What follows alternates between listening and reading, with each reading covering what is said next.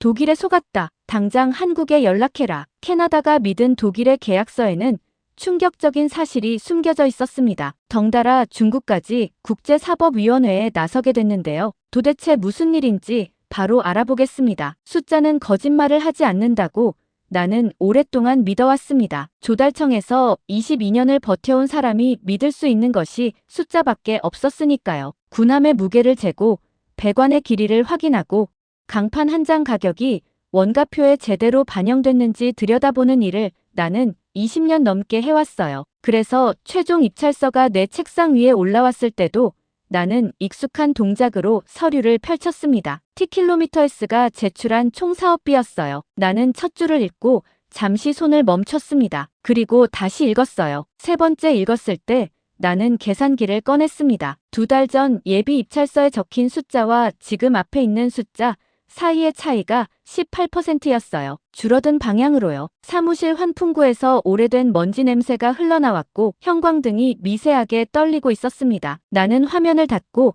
창문 쪽을 바라봤어요. 원자재 가격은 지난 분기 내내 올랐습니다. 인건비도 올랐어요. 킬 조선소에서 나온 최근 연간 보고서에도 생산 단가 상승을 감수하고 있다는 내용이 있었죠. 그런데 잠수함 가격만 떨어졌습니다. 나는 원가 재검증 요청서를 작성했어요. 같은 날 오후 상관이 나를 불렀습니다. 회의실 문이 닫히자마자 그가 서류 묶음을 테이블 위에 내려놓으며 말했어요. 총리실은 이번 주 안에 결론을 원합니다. 나는 그 말을 들으면서 그가 내 요청서를 이미 읽었다는 것을 알았어요. 그는 내 요청서에 대해서는 아무 말도 하지 않았습니다. 그냥 이번 주 아니라고 했어요. 나는 그가 왜 그 말을 하는지를 알면서도 모르는 척 물었습니다. 원가 재검증 없이는 입찰가 적정성 확인이 어렵습니다. 그러자 그는 잠깐 나를 바라봤어요. 그 시선이 불편하지는 않았는데 대화가 이미 끝났다는 뜻이라는 걸 알 수 있었습니다. 회의실을 나오면서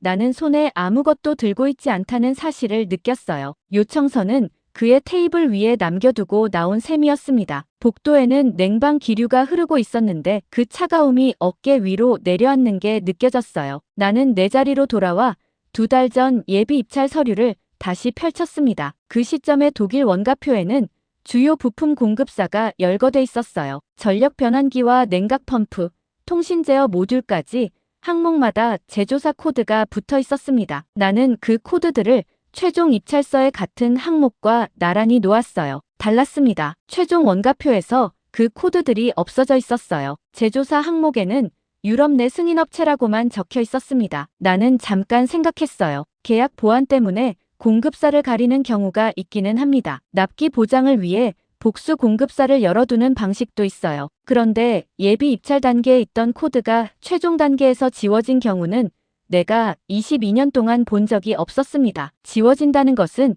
보통 2가지 이유 중 하나였어요. 공급사가 바뀌었거나 공급사를 보여주기 어려운 상황이 됐거나 나는 원본 코드 복구 요청을 내부 시스템에 올렸습니다. 그날 저녁 늦게 요청이 반려됐어요. 사유는 진행 중인 협상 보안 보호였습니다. 나는 잠시 화면을 바라봤어요. 보안 보호는 외부 유출을 막는 데 쓰는 항목입니다. 내부 검토 담당자가 접근을 막을 때 쓰는 이유가 아니었어요. 그런데 그 생각을 어디에 적을 수 없었습니다. 요청이 반려된 이상 나는 공식 경로로는 더 이상 그 코드를 볼 수 없었어요. 사무실 창밖으로 오타와의 늦은 오후빛이 건물 유리에 번지고 있었습니다. 나는 서랍을 열어 원본 예비 입찰서 사본을 꺼냈어요. 코드 3개를 손으로 적었습니다. 그리고 개인 단말기를 켰어요. 이게 단순한 행정 오류가 아닐 수도 있다는 생각을 아직 확신이라고 부르기는 이른 단계였습니다. 그냥 확인하고 싶었어요. 2번째 코드를 조회 시스템에 입력했을 때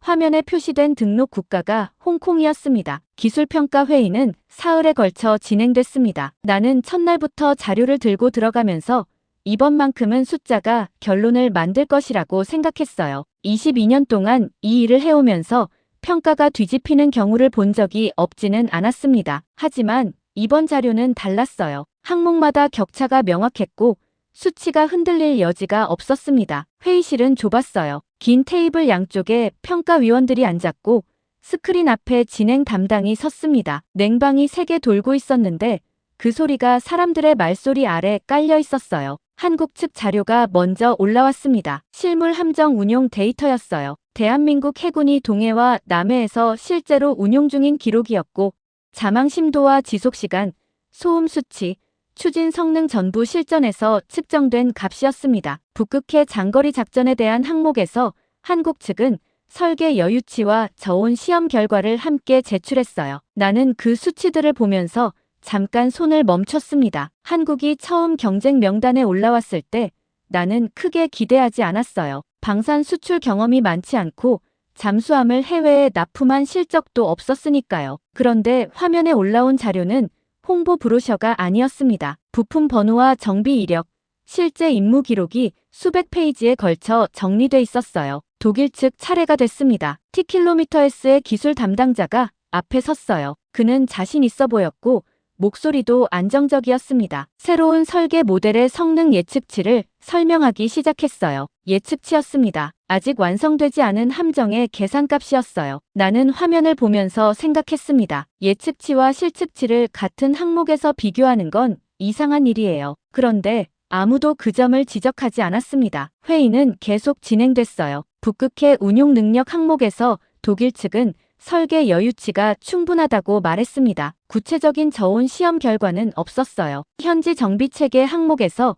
한국 측은 정비 인력 파견 계획과 부품 보관 창고 위치까지 제출했지만 독일 측은 유럽 파트너망을 통해 지원한다는 원칙적인 내용만 있었습니다. 건조 일정 항목에서 한국은 현재 도크 가동 현황과 납기 이행 실적을 냈어요. 독일은 예상 일정표를 냈습니다. 나는 항목을 하나씩 체크하면서 격차가 생각보다 크다는 것을 느꼈어요. 사흘째 오후에 평가표 작성이 시작됐습니다. 나는 각 항목의 수치를 입력하면서 합산이 어느 방향으로 가는지 알고 있었어요. 그런데 그때 진행 담당이 새 항목 하나를 추가했습니다. 나토 공동군수망 기여도였어요. 나는 그 항목을 처음 봤습니다. 사전평가 기준표에 없던 항목이었어요. 나는 즉시 손을 들었습니다. 이 항목은 최초 평가 기준에 포함되어 있지 않았습니다. 진행 담당이 나를 봤어요. 그는 잠깐 말을 멈췄다가 총리실 요청으로 보완 기준이 추가됐다고 했습니다. 회의실이 잠시 조용해졌어요. 나는 그 조용함이 어색한 것인지 아니면 당연한 것인지를 읽을 수가 없었습니다. 옆에 앉은 해군 기술 담당 중령이 내 쪽으로 고개를 살짝 돌렸어요. 표정이 굳어 있었지만 아무 말도 하지 않았습니다. 새 항목의 배점은 작지 않았어요. 나는 계산을 해봤습니다. 기존 항목들의 합산으로 앞서 있던 쪽이 이 배점 하나로 뒤집혔어요. 나는 그 계산 결과를 노트에 적으면서 손이 조금 차가워지는 것을 느꼈습니다. 회의가 끝나고 회의록 초안이 나왔습니다. 나는 내가 손을 들고 이의를 제기한 부분을 찾았어요. 적혀 있기는 했습니다. 그런데 내가 말한 내용이 아니었어요. 켄트 평가관이 항목 추가 경위를 확인했다고 적혀 있었습니다. 확인한 것이 아니었어요. 이의를 제기했습니다. 나는 수정 요청을 냈어요. 다음 날 돌아온 답변에는 회의록은 진행 담당이 최종 확인한다고 적혀 있었습니다. 그 주 후반에 총리가 기자회견장에 섰어요. 나는 조달청 내부 모니터로 그 장면을 봤습니다. 총리는 나토 동맹 강화와 유럽 파트너십이라는 말을 썼어요. 기자들이 박수를 쳤고 장관들이 웃고 있었습니다. 나는 박수를 치지 않았어요. 회의실에서 기술 담당 중령이 화면을 보고 있었는데 그도 치지 않았습니다. 우리는 서로 보지 않았어요. 나중에 복도에서 그를 마주쳤을 때 그가 먼저 말했습니다. 켄트 씨, 나토 기여도 항목은 저도 처음 봤습니다. 나는 그 말이 무엇을 의미하는지 알면서도 아무 대답을 하지 않았어요. 그가 먼저 돌아섰고 나는 그 뒷모습을 잠시 바라봤습니다. 기술로 이긴 쪽이 어디인지 이 건물 안에 있는 사람은 다 알고 있었어요. 그런데 기술로 이긴 쪽이 선택받지 못했습니다. 나는 내 자리로 돌아와 최초 평가 기준표를 서랍에서 꺼냈어요. 나토 공동군수망 기여도라는 항목은 어디에도 없었습니다. 나는 그 종이를 서랍 안쪽 깊이 밀어 넣었어요. 그날 오후 세부 협상 일정 공문이 내려왔습니다. 독일 측 기술팀이 다음 주에 온다는 내용이었어요. 나는 공문을 읽으면서 생각했습니다. 최종 입찰서에서 지워진 부품 코드 3개가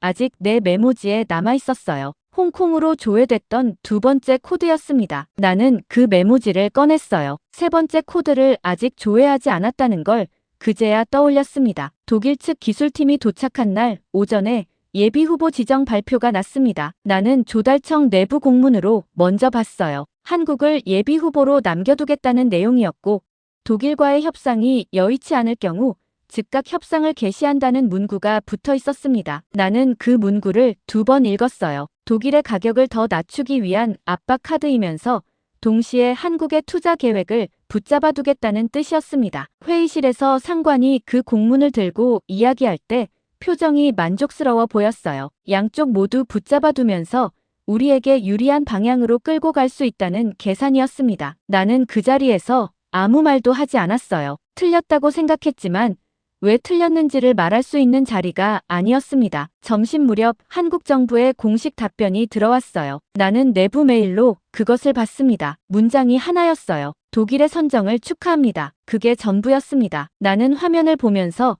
잠깐 숨을 참았어요. 유감이라는 말도 없었고 협력을 기대한다는 말도 없었으며 예비 후보로서 계속 준비하겠다는 말도 없었습니다. 그냥 축하한다고 했어요. 나는 그 한 문장이 무엇을 의미하는지 곧바로 알았습니다. 그런데 상관은 달랐어요. 그가 같은 메일을 보고 말했습니다. 외교적으로 깔끔하게 정리했군요. 나는 그 말을 듣고 대답하지 않았어요. 깔끔한 게 아니었습니다. 문을 닫은 것이었어요. 그날 오후부터 소식이 들어오기 시작했습니다. 한화가 캐나다 현지 투자 검토를 전면 중단했다는 내용이었어요. 처음에는 내부 채널을 통해 들어왔고 저녁 무렵에는 산업부 쪽에서도 같은 이야기가 나왔습니다. 해밀턴 조선소 측에 전달될 예정이던 기술 협력 일정이 취소됐다는 것도 그날 안에 확인됐어요. 수세인트 말이 철강 공장에 들어올 예정이던 자금 이야기도 함께 사라졌습니다. 나는 그 소식들을 하나씩 들으면서 메모를 했어요. 한국 측이 철수한 속도가 이상했습니다. 공문 하나가 오간 날 안에 전부 끊겼어요. 미련이 없는 쪽이 이렇게 움직인다는 것을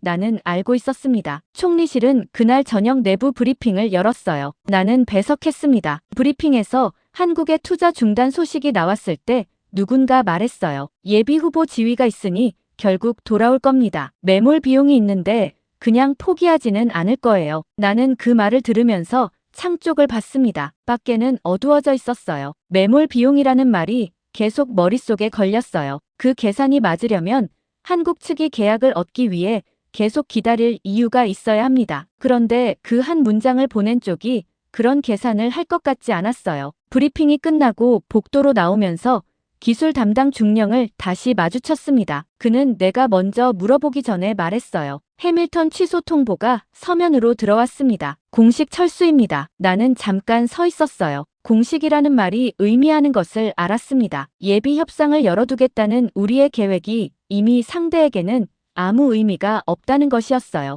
그날 밤 나는 한국 측이 제출했던 산업 패키지 자료를 다시 꺼냈습니다. 조선소 협력안과 철강 투자 계획이 들어있었어요. 수십 페이지짜리 실행 계획이었습니다. 공장 부지 조감도가 있었고 고용 인원 배치표가 있었으며 수소 충전망 구간이 지도 위에 표시돼 있었어요. 나는 그 자료들을 한 장씩 넘기면서 이것이 영업용 서류가 아니라는 것을 다시 느꼈습니다. 실행하려고 만든 것이었어요. 그리고 지금은 전부 사라진 것들이었습니다. 나는 자료를 덮으면서 한 가지를 생각했어요. 우리는 예비 후보라는 이름으로 한국을 묶어두려 했습니다. 그런데 한국은 처음부터 그 이름을 받을 생각이 없었어요. 그 한 문장이 협상의 시작이 아니라 끝이었다는 것을 총리실은 아직 모르고 있었습니다. 다음 날 아침 독일 기술팀과의 첫 세부 협상이 시작됐어요. 나는 회의실로 들어가면서 최종 입찰서 원가표를 들고 있었습니다. 메모지 안에는 아직 조회하지 않은 세 번째 코드가 접혀 있었어요. 독일 측 수석 기술 담당이 악수를 건네며 말했습니다. 이제 본격적으로 시작이군요. 나는 고개를 끄덕이면서 생각했어요. 원가표를 다시 펼쳤을 때 유럽 내 승인업체라는 문구가 또 눈에 들어왔습니다. 세 번째 코드의 원래 제조사가 어디인지 나는 그날 오후 반드시 확인하기로 했어요. 세부 협상 첫날은 길었습니다. 독일 측 기술팀은 5명이었는데 전부 자신감이 있었어요. 수석 기술 담당은 말이 빠르고 자료 준비가 철저했으며 질문이 나올 때마다 막힘없이 답했습니다. 나는 그 답변들을 들으면서 받아 적었어요. 그런데 받아 적다 보니 이상한 것이 있었습니다. 내가 부품 공급 일정을 물을 때마다 그가 조달 계획이라는 표현을 썼어요. 납기 보장 방식을 물으면 유럽 파트너망이라고 했습니다. 구체적인 업체 이름이 한 번도 나오지 않았어요. 나는 회의가 끝나고 내 자리로 돌아와 메모지를 펼쳤습니다. 세 번째 코드였어요. 앞에 두 코드와 같은 조회 시스템에 입력했습니다. 화면이 잠깐 로딩됐어요. 등록 국가가 홍콩이었습니다. 두 번째 코드와 같았어요. 나는 그 결과를 보면서 잠시 화면에서 눈을 뗐습니다. 세 코드 가운데 두 개가 홍콩 등록이었어요. 우연이라고 보기에는 같은 패턴이었습니다. 나는 조회 결과를 출력하지 않았어요. 출력하면 시스템에 기록이 남습니다. 대신 손으로 옮겨 적었어요. 다음 날 나는 일찍 출근해서 원본 문서 접근 권한이 살아있는지 먼저 확인했습니다. 전날 반려됐던 복구 요청과 다른 경로였어요. 조달청 계약 문서 보관 시스템에는 입찰 이전 단계의 예비 협상 자료가 별도로 저장됩니다. 접근 권한이 내 직급에 열려 있었어요. 나는 그 경로로 들어갔습니다. 예비 협상 단계에서 독일 측이 제출한 기술 규격서가 있었어요. 최종 입찰서보다 먼저 나온 문서였습니다. 나는 그 문서의 부품 항목을 열었어요. 코드가 살아있었습니다. 지워지기 전에 원본이었어요. 나는 새 코드를 모두 그 문서에서 찾았습니다. 전력 변환기, 냉각 펌프, 통신 제어 모듈이었어요. 각각의 코드 옆에 제조사 이름이 적혀 있었습니다. 나는 그 이름들을 하나씩 외부 데이터베이스에서 조회했어요. 첫 번째 제조사는 노르웨이 업체였습니다. 그런데 지분 구조를 따라가자 홍콩의 투자회사가 나왔어요. 그 투자회사의 모회사를 다시 조회했습니다. 중국 국영 전자기업이었어요. 나는 잠시 손을 멈췄습니다. 두 번째 제조사를 조회했어요. 독일 업체였습니다. 그런데 같은 방식으로 지분을 따라가자 다른 홍콩 법인이 나왔어요. 법인 등록일이 3년 전이었습니다. 같은 중국 국영 전자기업과 연결됐어요. 세 번째도 같았습니다. 회사 이름은 달랐지만 경로가 같았어요. 나는 그 결과들을 손으로 적으면서 사무실 안 소리를 들었습니다. 냉방 소리였어요. 그 소리가 잠깐 이상하게 크게 들렸어요. 독일은 중국산 부품을 직접 구매하지 않았습니다. 노르웨이 업체와 독일 업체를 앞에 세웠어요. 그 뒤에 홍콩 페이퍼 컴퍼니를 여러 겹뒀고 그 끝에 중국 국영기업이 있었습니다. 원산지는 유럽이었고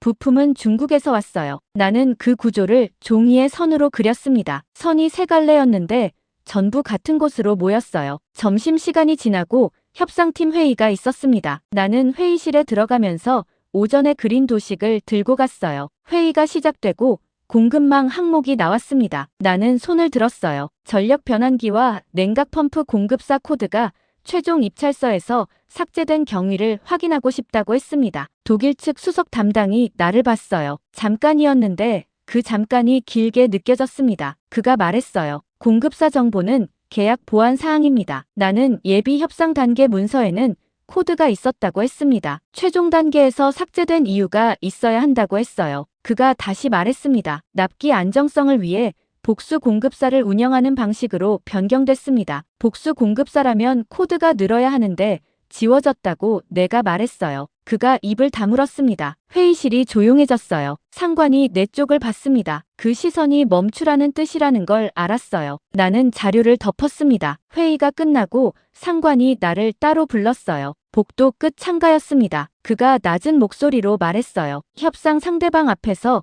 공급망을 문제 삼으면 협상 자체가 흔들립니다. 나는 그 말을 들으면서 창밖을 봤어요. 흐린 날이었고 바람이 없었습니다. 나는 상관에게 예비 협상 문서에서 확인한 코드 3개의 지분 추적 결과를 말했어요. 홍콩 법인과 중국 국영기업 이야기를 했습니다. 상관이 잠시 나를 바라봤어요. 그러고는 말했습니다. 그 조회는 공식 요청 경로를 거친 겁니까? 나는 대답하지 않았어요. 그가 먼저 돌아서며 말했습니다. 확인되지 않은 내용은 문서에 남기지 마십시오. 나는 그 말의 의미를 알았어요. 문서에 남기지 말라는 것은 없었던 일로 하라는 것이었습니다. 나는 자리로 돌아와 손으로 적어둔 메모를 서랍에 넣었어요. 종이 촉감이 손끝에 남았습니다. 그날 저녁 늦게 개인 메일을 열었을 때 받은 편지함에 발신자 이름이 없는 메일 하나가 와 있었어요. 제목은 비어 있었고 첨부 파일이 하나 있었습니다. 파일 이름은 킬이라는 단어로 시작하고 있었어요. 새벽이었습니다. 나는 잠을 자지 않고 있었어요. 개인 단말기 화면만 켜져 있었고 방 안은 어두웠습니다. 첨부 파일을 열기 전에 나는 잠깐 멈췄어요. 발신자가 없는 메일을 여는 것은 보안 규정에 어긋납니다. 22년 동안 그 규정을 어긴 적이 없었어요. 그런데 파일 이름에 킬이라는 단어가 있었고 킬은 독일 북부의 조선 도시였습니다. 나는 파일을 열었어요. 암호가 걸려 있었습니다. 발신자가 없는 메일 본문에 숫자 6개가 적혀 있었어요. 나는 그것을 입력했습니다. 파일이 열렸어요. 텍스트 문서였습니다. 독일어로 시작됐는데 아래에 영문 번역이 붙어 있었어요. 발신자는 에리히 바우어라고 자신을 소개했습니다. 킬 조선소에서 품질관리 책임자로 근무했다고 했어요. 나는 그 이름을 처음 들었습니다. 문서를 읽어 내려갔어요. 경영진에서 가격을 낮추라는 지시가 내려왔다고 했습니다. 처음에는 공정 효율화 방식으로 접근했지만 그것만으로는 목표치에 미치지 못했다고 했어요. 그 다음 단계로 일부 부품의 등급을 낮추는 방안이 논의됐다고 했습니다. 나는 읽는 속도를 늦췄어요. 군용 등급이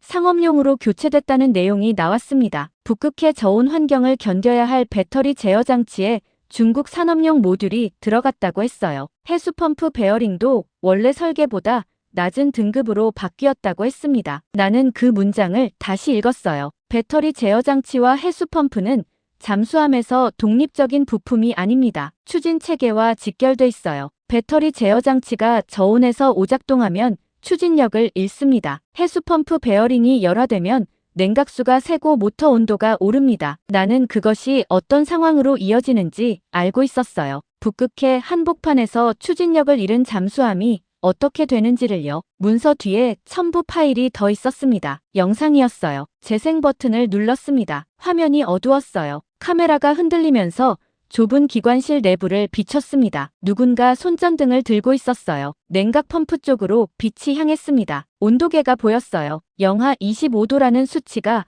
화면에 찍혔습니다. 잠시 뒤 냉각 펌프에서 소리가 났어요. 진동음이었는데 점점 불규칙해지다가 멈췄습니다. 완전히 멈춘 것이었어요. 손전등이 계기판 쪽으로 움직였습니다. 경고등이 켜져 있었어요. 나는 영상을 멈추지 않고 끝까지 봤습니다. 영상이 끝난 뒤 문서 마지막 문장이 눈에 들어왔어요. 이 배를 북극에 보내면 언젠가 승조원들이 돌아오지 못할 겁니다. 나는 단말기를 닫지 않은 채 한참을 앉아 있었습니다. 방 안이 조용했어요. 냉방이 꺼져 있었는데 그 조용함이 이상하게 무거웠습니다. 에리히 바우어라는 이름을 나는 처음 들었어요. 조달청 데이터베이스에 등록된 독일 측 기술 인력 명단이 내 업무 권한 안에 있었습니다. 다음 날 출근하자마자 그 이름을 조회했어요. 없었습니다. 킬 조선소 파견 인력 목록에도 없었어요. 협력업체 등록 명단에도 없었습니다. 나는 잠깐 생각했어요. 이름을 가명으로 썼을 수도 있었습니다. 아니면 외주 계약 방식으로 고용돼 내부 명단에 오르지 않았을 수도 있었어요. 그런데 그렇다면 조선소 출입증이 어떻게 있는 것인지 설명이 되지 않았습니다. 문서 안에 출입증 사진이 있었어요. 킬 조선소 로고가 찍혀 있었고 사진이 붙어 있었으며 유효 기간이 적혀 있었습니다. 나는 그 사진을 캡처해 저장했어요. 출입증은 위조하기 어렵습니다. 보안 코드와 홀로그램이 있어요. 화질이 낮아서 홀로그램까지는 확인할 수 없었지만 전체적인 형식은 진짜와 달라 보이지 않았습니다. 나는 캐나다 정보기관 쪽 연락처를 찾았어요. 조달청에는 방산 정보 교류를 위한 연락 채널이 있었습니다. 공식 경로는 아니었어요. 실무 수준에서 정보를 주고받는 통로였습니다. 나는 그쪽으로 에리히 바우어라는 이름과 출입증 사진을 보냈어요. 신원 확인이 가능한지 물었습니다. 답변은 몇 시간 뒤에 왔어요. 확인 중이라고 했습니다. 그날 오후 협상 관련 실무 회의가 있었어요. 나는 회의에 들어가면서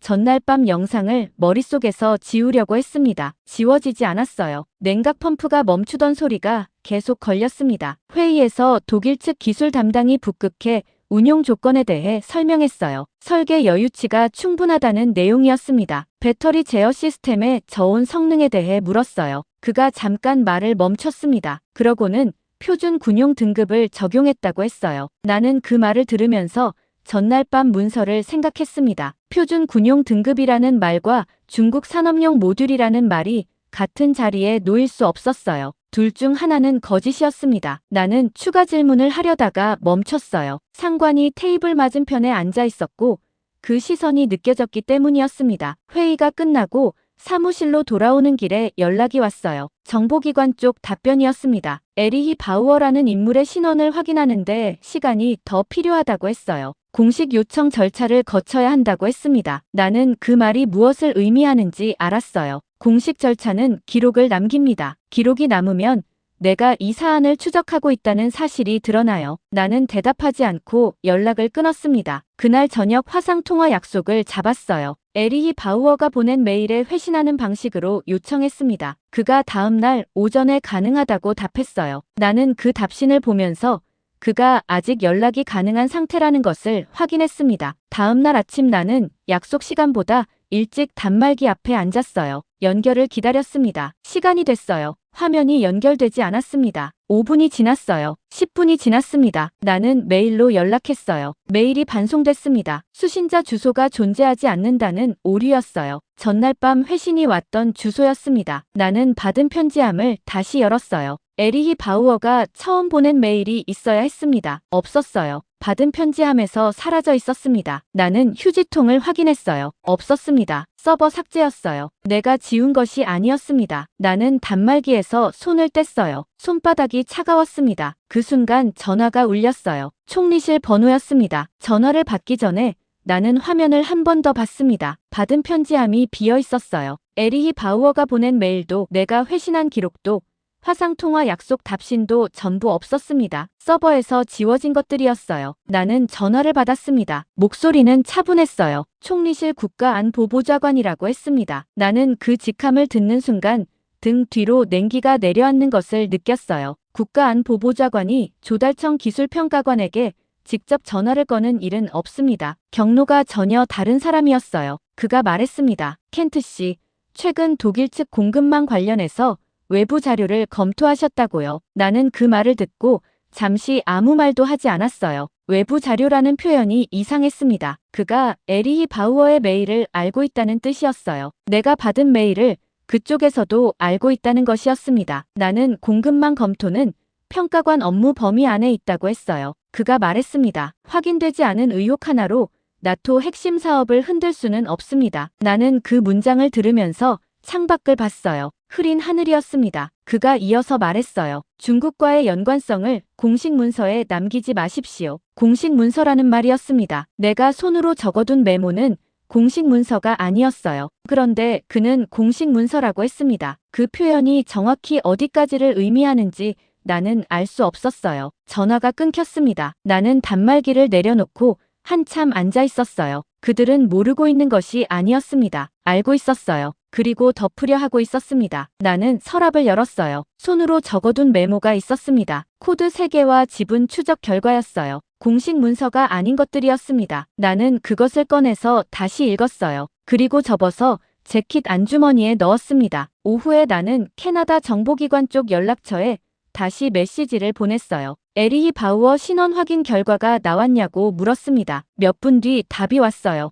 해당 인물은 킬 조선소에 근무한 기록이 없습니다. 나는 그 답변을 읽으면서 출입증 사진을 생각했어요. 그 사진이 내 개인 단말기에 저장돼 있었습니다. 나는 사진을 다시 열었어요. 킬 조선소 로고였습니다. 유효기간은 불과 2달 전까지였어요. 근무 기록이 없다는 것과 출입증이 존재한다는 것은 같이 성립할 수 없었습니다. 둘 중 하나가 거짓이었어요. 그런데 출입증 사진은 내 눈앞에 있었고 근무 기록이 없다는 답변은 누군가의 말이었습니다. 나는 그 차이를 생각했어요. 다음 날 나는 독일 측과의 기술 실무 회의에 들어갔습니다. 에리히 바우어라는 이름을 직접 거론할 수는 없었어요. 그 이름을 꺼내는 순간 내가 메일을 받았다는 사실이 드러났고 그것이 어떤 방향으로 흘러갈지 알 수 없었습니다. 나는 대신 배터리 제어 시스템 항목을 다시 꺼냈어요. 저온 환경 시험 결과 자료를 요청했습니다. 독일 측 기술 담당이 자료를 찾겠다고 했어요. 회의가 끝나도록 자료는 나오지 않았습니다. 회의 후 복도에서 상관이 나를 세웠어요. 그는 내가 회의에서 배터리 제어 항목을 꺼낸 것을 알고 있었습니다. 목소리를 낮추며 말했어요. 기술 검증은 별도 일정으로 진행됩니다. 회의에서 반복해서 같은 항목을 건드리면 협상 분위기가 나빠집니다. 나는 저온 시험 결과는 북극 운용의 기본 검증 자료라고 했어요. 그가 잠깐 나를 봤습니다. 그러고는 말했어요. 그 자료는 독일 측 보안 자료에 해당합니다. 요청은 공식 채널로 넣으십시오. 공식 채널로 넣으면 기록이 남습니다. 기록이 남으면 내가 이 항목을 계속 문제 삼고 있다는 것이 드러나요. 나는 알겠다고 했습니다. 그가 먼저 돌아섰어요. 나는 그 뒷모습을 보면서 생각했습니다. 공식 채널, 공식 문서, 공식 요청. 이 사안에서 공식이라는 단어가 반복되고 있었어요. 그런데 처음 가격이 낮아진 것도, 평가 항목이 추가된 것도, 부품 코드가 지워진 것도 전부 공식 절차 안에서 일어난 일이었습니다. 공식이라는 것이 옳다는 뜻이 아니었어요. 나는 내 자리로 돌아왔습니다. 개인 단말기를 열었어요. 출입증 사진을 다시 봤습니다. 유효기간 아래에 부서명이 적혀 있었어요. 나는 그것을 처음 제대로 봤습니다. 품질관리부였어요. 그리고 그 옆에 작은 숫자가 있었습니다. 4번이었어요. 나는 그 숫자를 메모지에 옮겨 적었습니다. 4번이 있으면 다른 경로로 조회할 수 있었어요. 킬 조선소 측에 직접 묻지 않아도 됐습니다. 유럽 방산 협력 등록 시스템에는 개인 4번이 아닌 프로젝트 참여 이력으로 검색하는 기능이 있었어요. 나는 그 시스템에 접속했습니다. 4번을 입력했어요. 결과가 나왔습니다. 에리히 바우어라는 이름은 없었어요. 그런데 같은 4번에 연결된 다른 이름이 있었습니다. 나는 그 이름을 읽으면서 손이 멈췄어요. 그 이름은 독일 측이 이번 캐나다 사업에 파견한 기술 인력 명단에 있었습니다. 지금 이 건물 안에 있는 사람이었어요. 나는 그 이름을 메모지에 옮겨 적지 않았습니다. 적으면 기록이 남으니까요. 대신 화면을 오래 들여다봤어요. 에리히 바우어의 4번과 연결된 그 이름은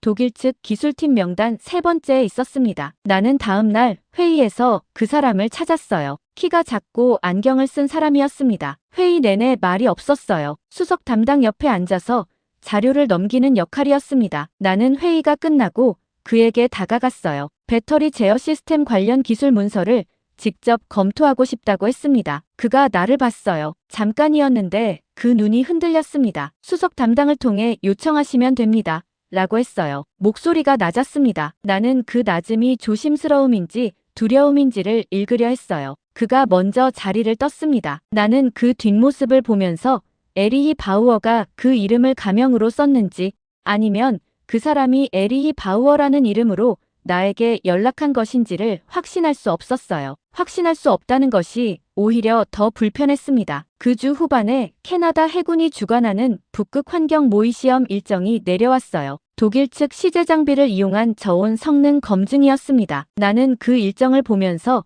처음으로 숨을 고르는 느낌이 들었어요. 시험장에 가면 숫자가 나옵니다. 숫자는 거짓말을 하지 않으니까요. 시험장은 북부 기지였어요. 이동하는 내내 날씨가 흐렸고 기온이 낮았습니다. 버스 창문에 성에가 끼었어요. 기지 안으로 들어서자 냉각 장치 소리가 먼저 들렸습니다. 저온 챔버를 운용하는 소리였어요. 나는 그 소리를 들으면서 에리히 바우어의 영상을 떠올렸습니다. 냉각 펌프가 멈추던 순간이었어요. 시험은 이른 아침부터 시작됐습니다. 독일 측 장비가 챔버 안에 설치됐어요. 배터리 제어 모듈과 전력 변환기, 냉각 펌프 일체였습니다. 해군 기술 담당 중령이 시험 총괄이었어요. 나는 관찰 위치에 섰습니다. 챔버 안 온도가 내려가기 시작했어요. 영하 5도, 영하 10도, 영하 20도, 계기판 수치가 화면에 실시간으로 표시됐습니다. 영하 15도 구간에서 배터리 출력 수치가 흔들리기 시작했어요. 나는 그것을 봤습니다. 독일 측 기술 담당도 봤어요. 그가 옆에 있던 동료에게 뭔가 말했는데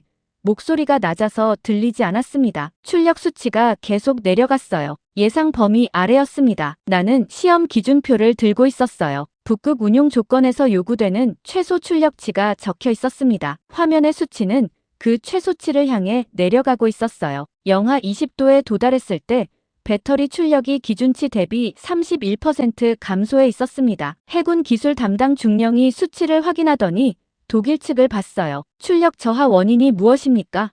라고 물었습니다. 독일 측 기술 담당이 말했어요. 초기 안정화 과정에서 나타나는 일시적 현상입니다. 나는 그 말을 받아 적었어요. 일시적이라는 표현이었습니다. 그런데 챔버 온도는 계속 유지되고 있었고 출력은 회복되지 않았어요. 그 다음 순서는 전력 제어 모듈이었습니다. 모듈에 부하를 걸었어요. 화면에 오류 코드가 떴습니다. 재부팅 신호였어요. 모듈이 꺼졌다가 켜졌습니다. 나는 숨을 참았어요. 잠수함 안에서 전력 제어 모듈이 재부팅된다는 것이 무슨 의미인지를 알고 있었습니다. 부하를 다시 걸었어요. 같은 오류 코드가 떴습니다. 두 번째 재부팅이었어요. 해군 기술 담당 중령의 표정이 굳었습니다. 그가 시험을 잠시 중단하고 원인을 파악하자고 했어요. 독일 측이 프로그램 설정 문제일 수 있다고 했습니다. 현장에서 조정이 가능하다고 했어요. 나는 그 말을 들으면서 냉각 펌프 차례를 기다렸습니다. 설정 조정이 끝난 뒤 냉각 펌프 시험이 시작됐어요. 챔버 안냉각수 라인에 압력이 걸렸습니다. 펌프가 작동하기 시작했어요. 나는 진동 계측기 화면을 봤습니다. 수치가 올라갔다가 불규칙하게 흔들렸어요. 기술 담당 중령이 펌프 하우징을 직접 점검하겠다고 했습니다. 챔버 안으로 들어갔어요. 잠시 뒤 그가 나왔습니다. 표정이 아까보다 더 굳어 있었어요. 균열이라고 했습니다. 펌프 하우징에 균열이 생겼다고 했어요. 챔버 온도가 설계 범위 아니었는데도 균열이 발생했다는 것이었습니다. 나는 그 말을 듣고 에리히 바우어의 문서를 떠올렸어요. 해수 펌프 베어링이 원래 설계보다 낮은 등급으로 바뀌었다는 내용이었습니다. 균열은 낮은 등급의 자재가 저온에서 수축할 때 나타나는 현상이에요. 나는 즉시 시험 중단을 요청했습니다. 기술 담당 중령이 동의했어요. 독일 측이 반발했습니다. 초기 설치 과정의 문제라고 했어요. 장비 자체의 결함이 아니라고 했습니다. 나는 균열이 발생한 부품을 분해해서 자재 등급을 확인해야 한다고 했어요. 독일 측 수석 담당이 나를 봤습니다. 그 시선이 회의실에서 내가 공급망을 문제 삼았을 때와 달랐어요. 그때는 여유가 있었는데 지금은 없었습니다. 그가 장비 분해는 시험 프로토콜 바뀌라고 했어요. 나는 균열 발생 장비의 자재 검증은 안전점검 범위 아니라고 했습니다. 기술 담당 중령이 분해를 진행하겠다고 했어요. 독일 측이 더 이상 말하지 않았습니다. 분해가 시작됐어요. 펌프 하우징을 열자 내부 기판이 드러났습니다. 기술자가 기판을 꺼내 들었어요. 뒤집었습니다. 기판 아래에 생산 번호가 찍혀 있었어요. 지워지지 않은 것이었습니다. 나는 그 번호를 봤어요. 한자였습니다. 중국어 검사 도장이었어요. 시험장 안이 조용해졌습니다. 기술 담당 중령이 번호를 사진으로 찍었어요. 독일 측 기술 담당은 아무 말도 하지 않았습니다. 수석 담당도 말이 없었어요. 나는 즉시 시험 중단 명령을 내렸습니다. 기술 담당 중령이 동의했어요. 시험장 문이 닫혔습니다. 나는 보고서 초안을 작성하기 시작했어요. 출력 저하 수치, 전력 제어 모듈 재부팅 횟수, 냉각 펌프 균열 발생 조건, 기판 생산 번호를 순서대로 적었습니다. 그날 저녁 총리실이 보도자료를 냈어요. 나는 그것을 숙소에서 봤습니다. 독일 측 시제장비 북극 환경시험이 경미한 초기 조정 문제를 확인하고 정상적으로 완료됐다는 내용이었어요. 나는 그 문장을 읽고 보도자료를 닫았습니다. 내가 작성한 보고서 초안에 적힌 내용과 달랐어요. 경미하지 않았고 조정으로 해결될 문제가 아니었으며 시험은 중단됐지 완료되지 않았습니다. 나는 보고서 초안을 저장하고 단말기를 껐어요. 소나 항목은 아직 시험하지 않았습니다. 다음 날 오전에 소나 신호 시험이 예정돼 있었는데 독일 측이 장비 점검을 이유로 일정 연기를 요청했다는 연락이 밤늦게 들어왔어요. 나는 그 연락을 읽으면서 오늘 시험장에서 기판을 꺼내 들던 기술자의 손을 떠올렸습니다. 중국어 도장이 찍힌 기판이었어요. 그것을 본 사람이 나와 기술 담당 중령만이 아니었습니다. 독일 측 기술팀 전원이 그 자리에 있었어요. 그런데 그들 중 아무도 그것이 어디서 온 부품인지를 설명하지 않았습니다. 새벽이었습니다. 나는 잠을 자지 않고 있었어요. 개인 단말기 화면만 켜져 있었고 방 안은 어두웠습니다. 첨부 파일을 열기 전에 나는 잠깐 멈췄어요. 발신자가 없는 메일을 여는 것은 보안 규정에 어긋납니다. 22년 동안 그 규정을 어긴 적이 없었어요. 그런데 파일 이름에 킬이라는 단어가 있었고 킬은 독일 북부의 조선 도시였습니다. 나는 파일을 열었어요. 암호가 걸려 있었습니다. 발신자가 없는 메일 본문에 숫자 6개가 적혀 있었어요. 나는 그것을 입력했습니다. 파일이 열렸어요. 텍스트 문서였습니다. 독일어로 시작됐는데 아래에 영문 번역이 붙어 있었어요. 발신자는 에리히 바우어라고 자신을 소개했습니다. 킬 조선소에서 품질관리 책임자로 근무했다고 했어요. 나는 그 이름을 처음 들었습니다. 문서를 읽어 내려갔어요. 경영진에서 가격을 낮추라는 지시가 내려왔다고 했습니다. 처음에는 공정 효율화 방식으로 접근했지만 그것만으로는 목표치에 미치지 못했다고 했어요. 그 다음 단계로 일부 부품의 등급을 낮추는 방안이 논의됐다고 했습니다. 나는 읽는 속도를 늦췄어요. 군용 등급이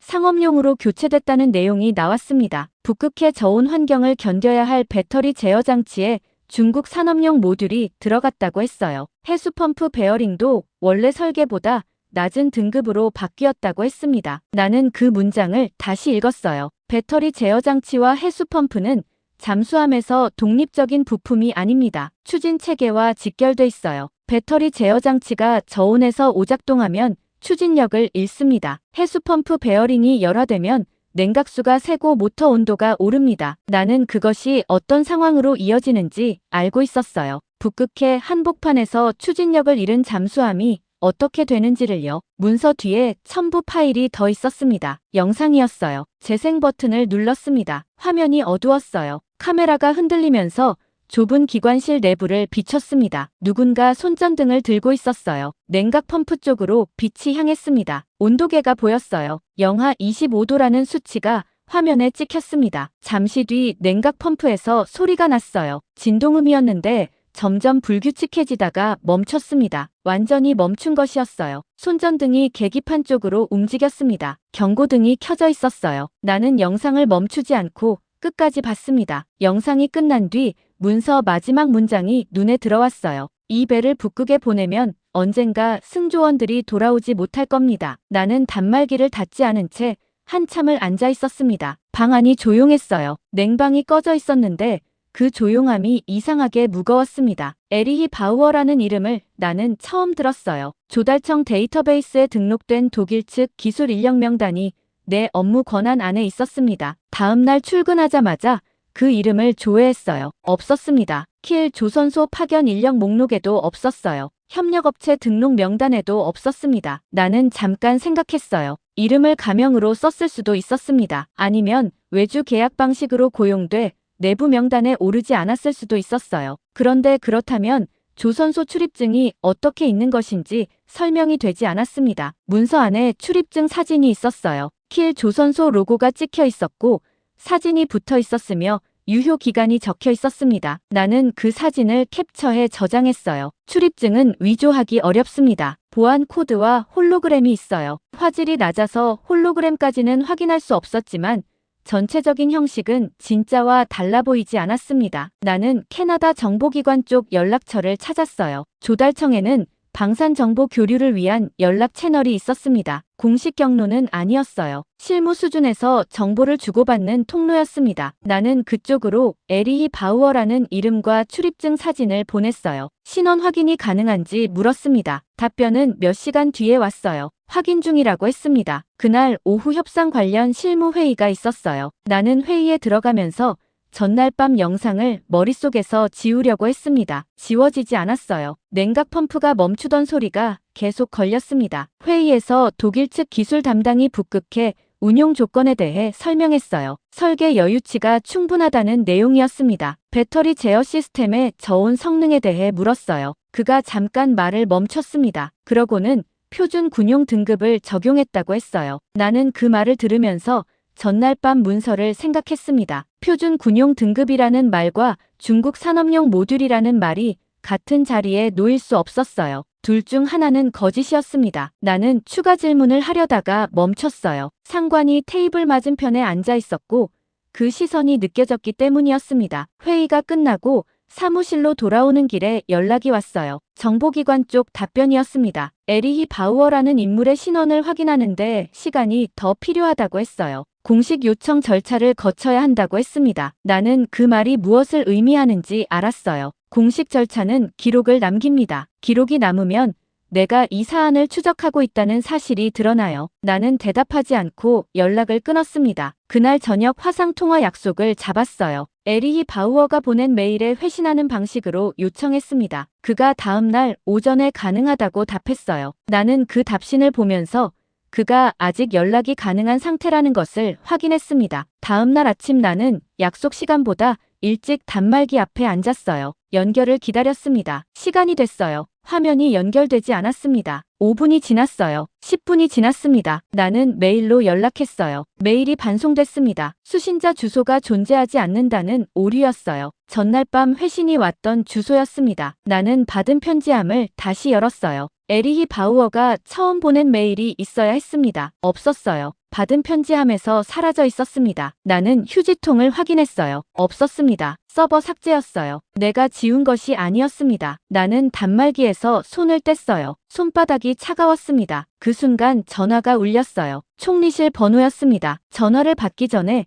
나는 화면을 한 번 더 봤습니다. 받은 편지함이 비어 있었어요. 에리히 바우어가 보낸 메일도 내가 회신한 기록도 화상통화 약속 답신도 전부 없었습니다. 서버에서 지워진 것들이었어요. 나는 전화를 받았습니다. 목소리는 차분했어요. 총리실 국가안보보좌관이라고 했습니다. 나는 그 직함을 듣는 순간 등 뒤로 냉기가 내려앉는 것을 느꼈어요. 국가안보보좌관이 조달청 기술평가관에게 직접 전화를 거는 일은 없습니다. 경로가 전혀 다른 사람이었어요. 그가 말했습니다. 켄트 씨, 최근 독일 측 공급망 관련해서 외부 자료를 검토하셨다고요. 나는 그 말을 듣고 잠시 아무 말도 하지 않았어요. 외부 자료라는 표현이 이상했습니다. 그가 에리히 바우어의 메일을 알고 있다는 뜻이었어요. 내가 받은 메일을 그쪽에서도 알고 있다는 것이었습니다. 나는 공급망 검토는 평가관 업무 범위 안에 있다고 했어요. 그가 말했습니다. 확인되지 않은 의혹 하나로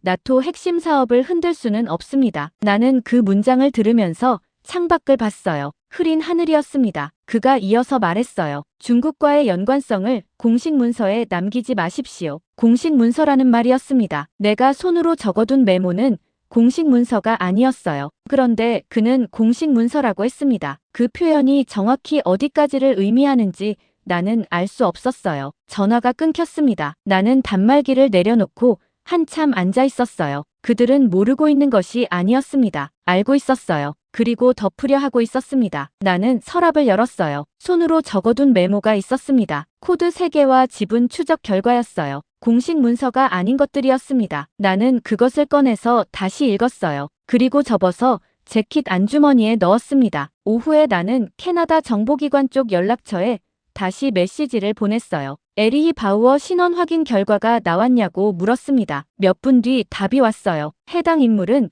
킬 조선소에 근무한 기록이 없습니다. 나는 그 답변을 읽으면서 출입증 사진을 생각했어요. 그 사진이 내 개인 단말기에 저장돼 있었습니다. 나는 사진을 다시 열었어요. 킬 조선소 로고였습니다. 유효기간은 불과 2달 전까지였어요. 근무 기록이 없다는 것과 출입증이 존재한다는 것은 같이 성립할 수 없었습니다. 둘 중 하나가 거짓이었어요. 그런데 출입증 사진은 내 눈앞에 있었고 근무 기록이 없다는 답변은 누군가의 말이었습니다. 나는 그 차이를 생각했어요. 다음 날 나는 독일 측과의 기술 실무 회의에 들어갔습니다. 에리히 바우어라는 이름을 직접 거론할 수는 없었어요. 그 이름을 꺼내는 순간 내가 메일을 받았다는 사실이 드러났고 그것이 어떤 방향으로 흘러갈지 알 수 없었습니다. 나는 대신 배터리 제어 시스템 항목을 다시 꺼냈어요. 저온 환경 시험 결과 자료를 요청했습니다. 독일 측 기술 담당이 자료를 찾겠다고 했어요. 회의가 끝나도록 자료는 나오지 않았습니다. 회의 후 복도에서 상관이 나를 세웠어요. 그는 내가 회의에서 배터리 제어 항목을 꺼낸 것을 알고 있었습니다. 목소리를 낮추며 말했어요. 기술 검증은 별도 일정으로 진행됩니다. 회의에서 반복해서 같은 항목을 건드리면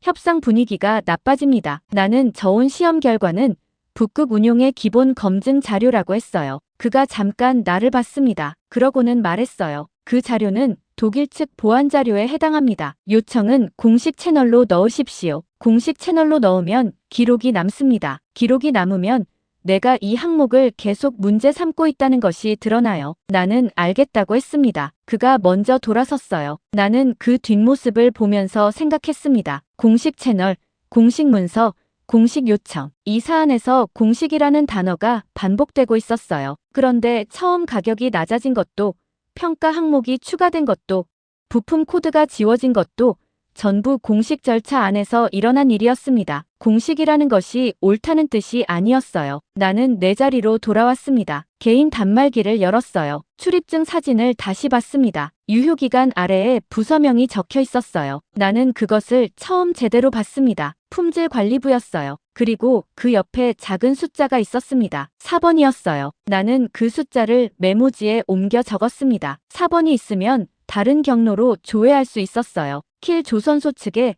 직접 묻지 않아도 됐습니다. 유럽 방산 협력 등록 시스템에는 개인 4번이 아닌 프로젝트 참여 이력으로 검색하는 기능이 있었어요. 나는 그 시스템에 접속했습니다. 4번을 입력했어요. 결과가 나왔습니다. 에리히 바우어라는 이름은 없었어요. 그런데 같은 4번에 연결된 다른 이름이 있었습니다. 나는 그 이름을 읽으면서 손이 멈췄어요. 그 이름은 독일 측이 이번 캐나다 사업에 파견한 기술 인력 명단에 있었습니다. 지금 이 건물 안에 있는 사람이었어요. 나는 그 이름을 메모지에 옮겨 적지 않았습니다. 적으면 기록이 남으니까요. 대신 화면을 오래 들여다봤어요. 에리히 바우어의 4번과 연결된 그 이름은 독일 측 기술팀 명단 3번째에 있었습니다. 나는 다음 날 회의에서 그 사람을 찾았어요. 키가 작고 안경을 쓴 사람이었습니다. 회의 내내 말이 없었어요. 수석 담당 옆에 앉아서 자료를 넘기는 역할이었습니다. 나는 회의가 끝나고 그에게 다가갔어요. 배터리 제어 시스템 관련 기술 문서를 직접 검토하고 싶다고 했습니다. 그가 나를 봤어요. 잠깐이었는데 그 눈이 흔들렸습니다. 수석 담당을 통해 요청하시면 됩니다. 라고 했어요. 목소리가 낮았습니다. 나는 그 낮음이 조심스러움인지 두려움인지를 읽으려 했어요. 그가 먼저 자리를 떴습니다. 나는 그 뒷모습을 보면서 에리히 바우어가 그 이름을 가명으로 썼는지 아니면 그 사람이 에리히 바우어라는 이름으로 나에게 연락한 것인지를 확신할 수 없었어요. 확신할 수 없다는 것이 오히려 더 불편했습니다. 그 주 후반에 캐나다 해군이 주관하는 북극 환경 모의 시험 일정이 내려왔어요. 독일 측 시제 장비를 이용한 저온 성능 검증이었습니다. 나는 그 일정을 보면서 처음으로 숨을 고르는 느낌이 들었어요. 시험장에 가면 숫자가 나옵니다. 숫자는 거짓말을 하지 않으니까요. 시험장은 북부 기지였어요. 이동하는 내내 날씨가 흐렸고 기온이 낮았습니다. 버스 창문에 성에가 끼었어요. 기지 안으로 들어서자 냉각 장치 소리가 먼저 들렸습니다. 저온 챔버를 운용하는 소리였어요. 나는 그 소리를 들으면서 에리히 바우어의 영상을 떠올렸습니다. 냉각 펌프가 멈추던 순간이었어요. 시험은 이른 아침부터 시작됐습니다. 독일 측 장비가 챔버 안에 설치됐어요. 배터리 제어 모듈과 전력 변환기, 냉각 펌프 일체였습니다. 해군 기술 담당 중령이 시험 총괄이었어요. 나는 관찰 위치에 섰습니다. 챔버 안 온도가 내려가기 시작했어요. 영하 5도, 영하 10도, 영하 20도, 계기판 수치가 화면에 실시간으로 표시됐습니다. 영하 15도 구간에서 배터리 출력 수치가 흔들리기 시작했어요. 나는 그것을 봤습니다. 독일 측 기술 담당도 봤어요. 그가 옆에 있던 동료에게 뭔가 말했는데 목소리가 낮아서 들리지 않았습니다. 출력 수치가 계속 내려갔어요. 예상 범위 아래였습니다. 나는 시험 기준표를 들고 있었어요. 북극 운용 조건에서 요구되는 최소 출력치가 적혀 있었습니다. 화면의 수치는 그 최소치를 향해 내려가고 있었어요. 영하 20도에 도달했을 때 배터리 출력이 기준치 대비 31% 감소해 있었습니다. 해군 기술 담당 중령이 수치를 확인하더니 독일 측을 봤어요. 출력 저하 원인이 무엇입니까? 라고 물었습니다. 독일 측 기술 담당이 말했어요. 초기 안정화 과정에서 나타나는 일시적 현상입니다. 나는 그 말을 받아 적었어요. 일시적이라는 표현이었습니다. 그런데 챔버 온도는 계속 유지되고 있었고 출력은 회복되지 않았어요. 그 다음 순서는 전력 제어 모듈이었습니다. 모듈에 부하를 걸었어요. 화면에 오류 코드가 떴습니다. 재부팅 신호였어요. 모듈이 꺼졌다가 켜졌습니다. 나는 숨을 참았어요. 잠수함 안에서 전력 제어 모듈이 재부팅된다는 것이 무슨 의미인지를 알고 있었습니다. 부하를 다시 걸었어요. 같은 오류 코드가 떴습니다. 두 번째 재부팅이었어요. 해군 기술 담당 중령의 표정이 굳었습니다. 그가 시험을 잠시 중단하고 원인을 파악하자고 했어요. 독일 측이 프로그램 설정 문제일 수 있다고 했습니다. 현장에서 조정이 가능하다고 했어요. 나는 그 말을 들으면서 냉각 펌프 차례를 기다렸습니다. 설정 조정이 끝난 뒤 냉각 펌프 시험이 시작됐어요. 챔버 안냉각수 라인에 압력이 걸렸습니다. 펌프가 작동하기 시작했어요. 나는 진동 계측기 화면을 봤습니다. 수치가 올라갔다가 불규칙하게 흔들렸어요. 기술 담당 중령이 펌프 하우징을 직접 점검하겠다고 했습니다. 챔버 안으로 들어갔어요. 잠시 뒤 그가 나왔습니다. 표정이 아까보다 더 굳어 있었어요. 균열이라고 했습니다. 펌프 하우징에 균열이 생겼다고 했어요. 챔버 온도가 설계 범위 아니었는데도 균열이 발생했다는 것이었습니다. 나는 그 말을 듣고 에리히 바우어의 문서를 떠올렸어요. 해수 펌프 베어링이 원래 설계보다 낮은 등급으로 바뀌었다는 내용이었습니다. 균열은 낮은 등급의 자재가 저온에서 수축할 때 나타나는 현상이에요. 나는 즉시 시험 중단을 요청했습니다. 기술 담당 중령이 동의했어요. 독일 측이 반발했습니다. 초기 설치 과정의 문제라고 했어요. 장비 자체의 결함이 아니라고 했습니다. 나는 균열이 발생한 부품을 분해해서 자재 등급을 확인해야 한다고 했어요. 독일 측 수석 담당이 나를 봤습니다. 그 시선이 회의실에서 내가 공급망을 문제 삼았을 때와 달랐어요. 그때는 여유가 있었는데 지금은 없었습니다. 그가 장비 분해는 시험 프로토콜 바뀌라고 했어요. 나는 균열 발생 장비의 자재 검증은 안전점검 범위 아니라고 했습니다. 기술 담당 중령이 분해를 진행하겠다고 했어요. 독일 측이 더 이상 말하지 않았습니다. 분해가 시작됐어요. 펌프 하우징을 열자 내부 기판이 드러났습니다. 기술자가 기판을 꺼내 들었어요. 뒤집었습니다. 기판 아래에 생산 번호가 찍혀 있었어요. 지워지지 않은 것이었습니다. 나는 그 번호를 봤어요. 한자였습니다. 중국어 검사 도장이었어요. 시험장 안이 조용해졌습니다. 기술 담당 중령이 번호를 사진으로 찍었어요. 독일 측 기술 담당은 아무 말도 하지 않았습니다. 수석 담당도 말이 없었어요. 나는 즉시 시험 중단 명령을 내렸습니다. 기술 담당 중령이 동의했어요. 시험장 문이 닫혔습니다. 나는 보고서 초안을 작성하기 시작했어요. 출력 저하 수치, 전력 제어 모듈 재부팅 횟수, 냉각 펌프 균열 발생 조건, 기판 생산 번호를 순서대로 적었습니다. 그날 저녁 총리실이 보도자료를 냈어요. 나는 그것을 숙소에서 봤습니다. 독일 측 시제장비 북극 환경시험이 경미한 초기 조정 문제를 확인하고 정상적으로 완료됐다는 내용이었어요. 나는 그 문장을 읽고 보도자료를 닫았습니다. 내가 작성한 보고서 초안에 적힌 내용과 달랐어요. 경미하지 않았고 조정으로 해결될 문제가 아니었으며 시험은 중단됐지 완료되지 않았습니다. 나는 보고서 초안을 저장하고 단말기를 껐어요. 소나 항목은 아직 시험하지 않았습니다. 다음 날 오전에 소나 신호 시험이 예정돼 있었는데 독일 측이 장비 점검을 이유로 일정 연기를 요청했다는 연락이 밤늦게 들어왔어요. 나는 그 연락을 읽으면서 오늘 시험장에서 기판을 꺼내 들던 기술자의 손을 떠올렸습니다. 중국어 도장이 찍힌 기판이었어요. 그것을 본 사람이 나와 기술 담당 중령만이 아니었습니다. 독일 측 기술팀 전원이 그 자리에 있었어요. 그런데 그들 중 아무도 그것이 어디서 온 부품인지를 설명하지 않았습니다.